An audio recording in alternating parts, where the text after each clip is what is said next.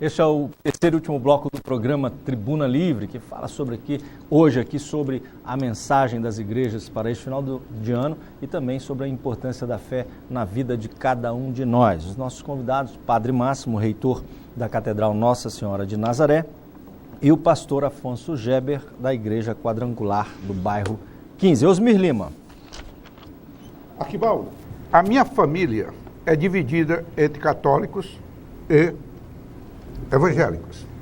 Meu tio mais velho, por parte de mãe, foi um dos pastores mais antigos do Amazonas. E minha família mais ligada à parte do pai, tradicionalmente católicos, apostólicos, romanos. Quer dizer, em total e absoluta obediência às ordens emanadas de Roma. Ao mesmo tempo, e eu pergunto aos dois, eu também sou maçom. Eu gostaria de ouvir dos senhores qual é a visão que as igrejas têm hoje da maçonaria em virtude dos seus conflitos do passado. Padre Márcio. Olha, Osmir, eu sei que pelos livros de história nós temos a maçonaria numa das mais belas páginas, por exemplo, no Brasil, pela luta em favor da República, em favor da independência, inclusive... Libertação dos escravos. De Portugal, independência dos escravos. Então, nós temos naquela época, 2 séculos passados, nós temos bispos, padres, ligados à maçonaria, com uma grande liderança. Então, nós temos da maçonaria uma maior consideração. Agora, aconteceu também um conflito muito grande com os bispos que se opuseram, sobretudo quando, no final do século XIX, tiveram aquela guerra mesmo, a questão religiosa, porque realmente era uma igreja instituída no padroado, então tudo devia passar pela igreja, também para enterrar o morto. O cemitério era da igreja, e quem não era católico, apostólico romano, não sabia onde ser enterrado. O Estado não era laico. O Estado não era laico e tinha organismos, serviços que eram próprios da igreja católica, através das confrarias, né, das irmandades. Pois bem, então houve aquele conflito. Então, aos poucos começou a República houve aquela separação da igreja, a maçonaria já estava muito ligada ao governo republicano. Então, se gerou aqui no Brasil também um conflito grande, que no início não existia. E esse conflito continuou até, acho, uma década passada, ou 20 anos atrás. Quando eu cheguei no Brasil, sempre havia aquela discriminação. Mas, veja bem, eu pessoalmente, conhecendo uma pessoa tão amável como o Osmir, e conhecendo muitos outros membros da nossa igreja, das nossas paróquias, super religiosos, que depois eles declaram serem membros da maçonaria. Quando, por exemplo, na maçonaria me convida para eu fazer uma oração para um doente ou até para um funeral, eu vejo uma grande fé. Agora, eu tenho uma curiosidade, claro, que o Senhor não pode me revelar, porque é uma organização secreta, como se diz. Eu não é que goste muito do que é sigiloso, secreto. Então eu tenho um certo receio. Imagine também a igreja institucional, diante do movimento secreto, como a maçonaria, fica sempre aí de orelha em pé, mas será que é que eles estão fazendo, o que está articulando? Mas na prática eu vejo, são pessoas realmente amáveis, decentes, honestas. Agora, se você puder revelar algum segredo da maçonaria, nós estamos aqui, não é, pastor Jé? Eu diria só que a maçonaria hoje não é mais tão secreta assim, ela é apenas discreta. Ela é uma sociedade mais discreta. Mas a questão do Osmir ser maçom não é questão de segredo. É porque a maçonaria também paga uma aposentadoria. Antes do pastor Geber... Na sexta. Falar, e nós vamos encerrar essa parte aí, de maçonaria, eu só queria lembrar que para ser maçom, o primeiro requisito, o pré-requisito, é acreditar em Deus. Se você não acredita em Deus, não pode ser maçom. Eu vou tirar alguma coisa da maçonaria de uma bela música do Raul Seixas. Raul Seixas disse que uma sociedade alternativa é muito bom. Então, a maçonaria é uma das maiores sociedades alternativas do mundo. Na realidade, a maçonaria ela foi criada no mundo babilônico. E Salomão, o terceiro rei de Israel, quando ele casou com a babilônica, ele trouxe a maçonaria. Inclusive o símbolo da maçonaria é uma estrela de 5 pontas, chamado pentagrama. E o povo confunde com a estrela de Davi, a estrela de Israel, que é o hexagrama. Aí o pessoal diz, essa estrela é a estrela da maçonaria? Não é. Então eu admiro muito os maçônicos. A única coisa que eu quero discordar assim é que tem alguns segmentos dos maçônicos que eles querem proibir as pessoas de participar de uma religião fora da maçonaria. Não é todos. Mas a maçonaria não é religião. Não é religião. Mas não são todos. Mas eu sou a favor, tudo o que é bom, tudo o que é benéfico, tudo o que é de boa fama, a Bíblia diz que a gente deve experimentar. Está entendendo? Além de tudo, a maçonaria já nos proporcionou algo maravilhoso. O Brasil não foi independente no dia 7 de setembro, o Brasil foi independente dia 28 de julho do mesmo ano da independência, na maçonaria no Rio de Janeiro, pela maçonaria. E, Narciso, a observação que você fez, a maçonaria é interessante, ela proclama a prevalência do espírito sobre a matéria. Ainda falando sobre isso, eu queria reportar um pouco assim, sobre quando eu falei de expulsar demônio. Na realidade, nós, servos de Deus, nós recebemos alguns dons sobrenaturais, que só é possível crer aquele que tem fé, que são dons do Espírito de Deus. E a gente tem um dom do Espírito de Deus chamado discernimento de espírito, que a gente tem capacidade de saber se a pessoa está com um demônio ou é uma doença mental. E nesse ponto se prevalece fazer a expulsão do demônio, que o pessoal chama de exorcismo. E eu, desta parte, sou testemunho disso, e Deus nisso tem nos usado. É um exorcista? Eu já expulsei muito demônio. Em nome de Jesus, não pelo meu próprio mérito, mas pelo poder de Deus e o poder da palavra, na autoridade do nome de Jesus. Porque a gente não expulsa pelo nosso próprio poder, mas pelo poder de Deus que Deus nos dá, que é no nome poderoso de Jesus Cristo, o Yeshua HaMashiach judeu. Ainda, para terminar, eu quero falar sobre Natal, a verdadeira festa do Natal. Em Israel, o Natal chama-se Festa das Luzes, Hanukkah no hebraico. Festa das Luzes. É uma festa maravilhosa em dezembro. Hanukkah. E eu faço essa festa todo final de ano na nossa igreja e os convido. O Padre Márcio teve na nossa igreja, eu já tive na igreja católica e nós somos amigos, nós somos abertos para entender um ao outro. Eu não concordo com a palavra tolerância, Osmi. Tolerância para mim eu acho que é um agravo. A gente tem que aprender a conviver com as diferenças. Pastor, Padre Márcio, as estatísticas, segundo eu li há muito tempo, elas mostram que o número de suicídios é muito maior no final do ano. Suicídio? De suicídio. Aumenta no final do ano no mundo inteiro. Eu queria perguntar se a Igreja Católica e a Quadrangular lá do bairro 15, pastor, tem um trabalho com pessoas que se sentem depressivas, principalmente no final do ano, e como é que entende a Igreja, o pastor, os evangélicos entendem o suicídio, como é que os católicos entendem, já que, por exemplo, para os japoneses, que é uma cultura, o suicídio não é uma questão tão grave, mas para os espíritas eu queria saber a opinião dos católicos e protestantes. Bom, antes de tudo, a vida é um dom de Deus. A vida é sagrada. É um dom que nós recebemos e nós não podemos desprezar. Então nós devemos cuidar da nossa vida. O cuidado com o nosso corpo, com a nossa saúde física e mental e espiritual e emocional.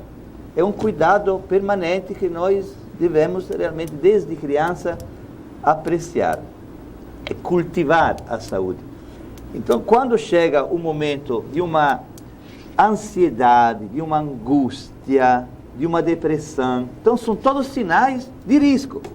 Aí a comunidade cristã deve se unir para, através de uma direção espiritual, de um acompanhamento espiritual, de uma corrente de oração, para que a pessoa atingida por este sentimento de depressão, que às vezes realmente quer tirar a própria vida. É um instinto realmente que não é plantado por Deus, mas humanamente a gente entende, a psicologia explica, a pessoa se acha uma pessoa derrotada, fracassada, dominada pela doença mais badalada no mundo, que é a solidão. Então perde o sentido da vida. Então a comunidade deve se unir para dar um sentido à vida. Você é importante, você é precioso, você é valioso, é amado por Deus, Deus é um pai para você, você vai vencer este momento difícil. E graças a este acompanhamento, este aconchego, a pessoa se liberta daquela depressão. Padre, então tem o médico, mas também o médico espiritual, que é a comunidade. O suicida está endiabrado? Olha, nós, ultimamente, eu sei que uns 50, 80 anos atrás, para o suicida não havia nem a oração, sabe? Morreu, é um suicida, o padre não havia perdão. Não havia perdão. Agora, muito pelo contrário, depois do Concílio Vaticano II, sobretudo, a gente tem um carinho especial, a gente sabe que quem tira a própria vida é por causa emocional, é por causa que ele se sentiu sozinho. Então, merece realmente todo o afeto para ele e para a família. Realmente, eu vejo, quando acompanho o enterro de um suicida, eu vejo ele abraçado pela misericórdia de Jesus. E quando um assassino premedita para roubar ou para se vingar, matar uma pessoa, ele está endiabrado? Olha, pastor Geber, Você também, a pergunta. para mim, o diabo não deve ser nem chamado em causa. Porque quando você insiste em dar valor ao diabo com seus 150 sobrenomes, Tem que banalizá-los, é?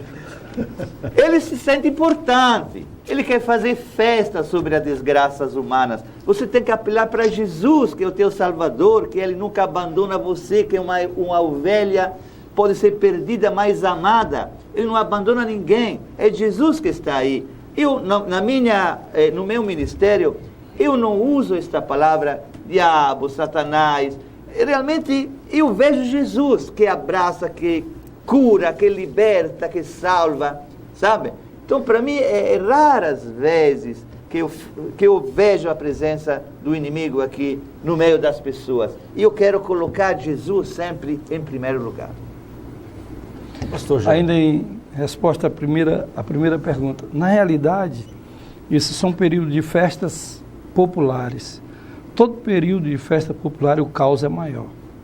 Por isso que há sempre esses assassinatos, homicídio, tudo isso. Se a gente tivesse mais tempo, eu ia falar alguma coisa do que a gente sabe do popular. Mas a gente não tem tempo, pode ser outro programa. Agora, Narciso, o próprio direito do nosso país, as leis constitucionais, diz que tudo premeditado dá-se crime doloso, não é crime culposo. Então, quando o camarada... Com agravante. É um agravante. Quando o camarada planeja, ele em si ele já dá lugar a fazer o mal. E quem dá lugar a fazer o mal, está dando lugar ao inimigo. Compreendeu? Mas essas pessoas, elas também são dignas De arrependimento. De perdão e de De perdão misericórdia. misericórdia. Digna de perdão e digna de arrependimento e de perdão. Digna de arrependimento e perdão. Isso mais odioso que Por tenha sido mais o seu odioso crime. Não pode ter o arrependimento, não pode ter o perdão sem o arrependimento. não pode, não existe. Existe uma coisa que a gente tem, o próprio Senhor Jesus. Vamos tirar nós humanos aqui. O próprio Senhor Jesus disse que só tem um pecado que não é perdoado. É a blasfêmia contra o Espírito Santo. E aqui eu quero dizer para vocês, só pode blasfemar com o Espírito Santo quem recebeu o dom dele. Porque quem não sabe, fala sem saber nada. Como Agora, seria quem a tem dom blasfêmia do contra o Espírito Espírito Santo Santo? é aquele que usufruiu, recebeu dons divinos na vida dele e depois Rejeita. rejeita. Esse é o pecado que Deus não perdoa. Já está dito perto de por terminar o Jesus. programa? É Estamos perto. cuspir no prato que Deus lhe oferece. Olha, é um grande pecado. Então me dá só Claro. 10 segundos. Tem mais do que isso, né? Vocês faltam 7 minutos ainda, fica à Já vontade. passou. Não. Pastores, um pecador tipo Osmi Lima tem salvação? Tem.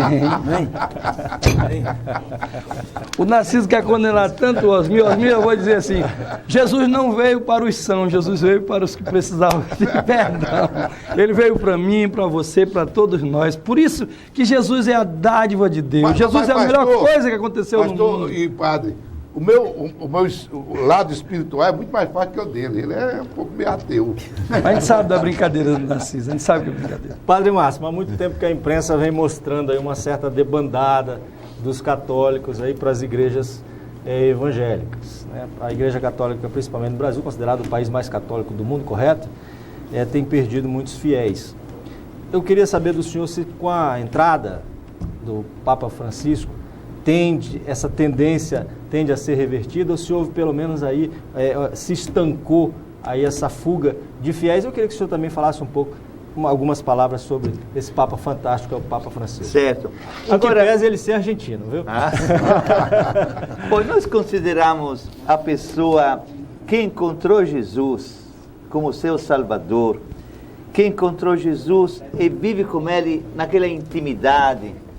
Realmente é uma pessoa que é um seguidor do Evangelho, que nós chamamos discípulo missionário. Você se torna discípulo de Jesus quando se apaixona pela sua palavra. É por isso que nós nunca cansamos de oferecer aos católicos cursos bíblicos, leitura orante da Bíblia, para a pessoa receber uma convicção profunda, uma doutrina sólida. E aí aquele gosto de viver em comunidade e depois de se colocar a serviço do Senhor. Então, para isso, nós devemos ir contra a corrente a um catolicismo ou a um cristianismo tradicional. Quando a pessoa, só porque recebeu o batismo, porque era de pais católicos, se considerava católico. Mas isso é um catolicismo sociológico. Então nós estamos trabalhando mesmo para um católico discípulo missionário que acolhe Jesus, que tem convicções firmes, profundas. Agora, Frequenta a igreja. este tipo de católico, Osmi, não sai, não se deixa levar pelas fantasias ou pelas provocações, ou até pelos convites. É uma pessoa firme, forte, corajosa, diz assim: muito obrigado, eu aprecio a sua igreja, mas sou feliz de ser católico.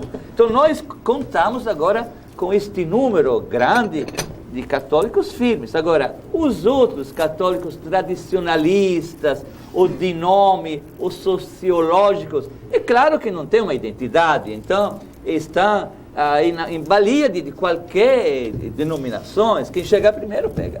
É verdade. E em relação ao Papa Francisco, que aliás perguntaram para ele logo no início, né, que ele foi escolhido Papa, uma repórter brasileira perguntou o fato de ele ser argentino, ele disse: olha, se Deus é brasileiro, o Papa pode ser argentino. Foi uma das respostas mais inteligentes que eu vi um Papa dar. Pois bem, o Papa Francisco, ele dá um testemunho extraordinário para a nossa igreja e para todos. Inclusive, ele escreveu uma exortação à alegria do Evangelho, que inclusive eu dei de presente também aos pastores com quem eu convivo, porque realmente ele diz assim: nós precisamos estar perto dos nossos fiéis, com aquele aconchego, porque hoje a pessoa se firma na sua própria fé se tiver aquele acolhimento. Então é claro que se aquele pastor ou aquele padre tem condições de pastorear, porque o problema hoje é pastorear, é frequentar as pessoas com aquela palavra, acompanhando a pessoa naquele sofrimento, naquela angústia, mostrando para eles a presença de Jesus. Então ele se firma, ele faz parte de uma família. Agora, o católico que nunca recebe a visita de um membro da igreja, ele se sente sozinho na hora da necessidade, é claro que ele corre risco também de perder a própria fé e a sua identidade católica. Então, eu aprecio muito também muitos pastores que visitam os seus fiéis nos hospitais, nas casas, quando estão passando por um momento de doença. É assim que se forma uma igreja verdadeira família. E o Papa diz assim: este é o caminho. Certo. Estamos chegando ao final do programa. Pastor, 30 segundos. Pois permite, claro. Antes de concluir, esse é praticamente o último programa nosso, acho que desse ano, né? Praticamente o penúltimo. Eu gostaria de desejar um Feliz Natal, Pastor Gébio, um Feliz Natal. Obrigado. Ao Padre Máximo, aos nossos telespectadores que acompanham o nosso programa, os que não acompanham, Feliz Natal a todos. E, acima de tudo, ouvir o que vocês disseram aqui. Natal com Cristo. Obrigado. Pastor, um minuto. Eu quero agradecer 30 segundos, perdão. a Deus e a vocês por essa oportunidade. E eu desejo que a boa mão de Deus seja sobre a nossa vida, sobre o nosso estado, os dirigentes, o governo, os prefeitos dos nossos municípios, sobre a nação brasileira, o governo federal, sobre os políticos do Brasil. Eu não sou aquele de desagregar, eu sou aquele de agregar. E que todos tenham uma boa festa religiosa, né? Uma boa entrada de ano, que o ano que vem o Brasil se supere, o Brasil é muito maior do que essa crise, e que, em nome de Jesus, nós todos tenhamos um 2016 muito abençoado, né? Nós todos, né, Padre? Todos, católicos, cristãos do mundo todo, o povo geral da nossa nação. Amém. O mundo melhor para nós todos. Padre Máximo, 30 segundos. Eu estou já entrando em oração para todo o Brasil, porque o Brasil está passando muitas crises. Crise política, econômica, crise ética, crise religiosa, crise nas famílias. Enfim, é muita crise. Qual é a nossa atitude? É a oração. Nós não podemos, nesse momento, ser omissos. Nós devemos nos unirmos, católicos, evangélicos, espíritas, outras denominações, unidos todos na oração, para que o Brasil saia destas crises e possa se tornar novamente um país de grande sucesso, um modelo realmente de fraternidade, de sucesso, de progresso no mundo inteiro. Obrigado. Meus agradecimentos ao Narciso Mendes, ao Osmir Lima, em especial aos nossos convidados de hoje, Padre Máximo Lombardi e o pastor Afonso Gébio. A você, logicamente, que nos assiste aqui pela TV Rio Branco, Canal 8, todas as sextas-feiras a partir de 7h15 da noite, enquanto durar o horário de verão, ou durante a reprise do programa aos sábados, também às 7h15 da noite. Na semana que vem estaremos de volta, se Deus quiser, com mais um tema do Tribuna Livre. Até lá.